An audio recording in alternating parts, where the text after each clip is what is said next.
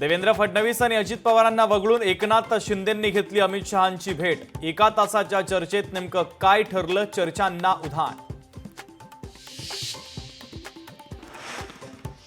रायगडावर केलेल्या भाषणामध्ये अमित शहांकडून शिवरायांचा एकेरी उल्लेख, राऊतांचा आरोप तर औरंगजेबाच्या कबरीचा समाधी असा उल्लेख केल्यानंही हल्लाबोल।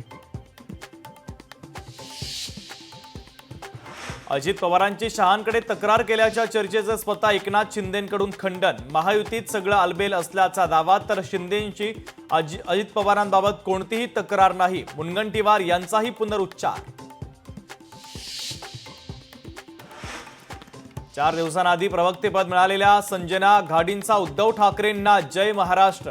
प्रवक्तेपदावरूनची नाराजी कारणीभूत तर एकनाथ शिंदेंच्या उपस्थितीमध्ये हाती घेतलं शिवधनुष्य। भरत गोगावलेंना मुंबईकडे येण्यासाठी शिंदेंचा फोन गेल्याची बातमी व्हायरल, तर शिंदेंचा फोन आला नाही। काही माध्यमांनी चुकीची माहिती चालवली, गोगावलेंची लोकशाही मराठीला माहिती। जर सर्व धर्म एक असतील तर धर्मांतराची गरज काय, सरसंघचालक मोहन भागवतांचा सवाल। समूह शक्ती वाढवून सत्ता मिळवण्यासाठी धर्मांतर केली जातात, भागवतांचं वक्तव्य।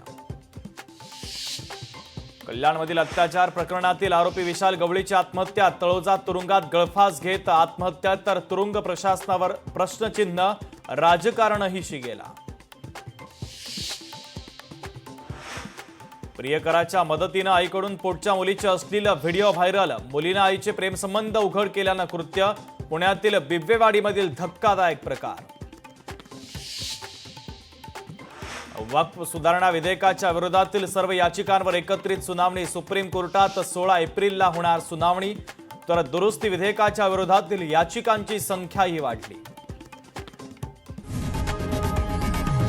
लोकशाही मराठी ऐका, पहा, जागरूक रहा।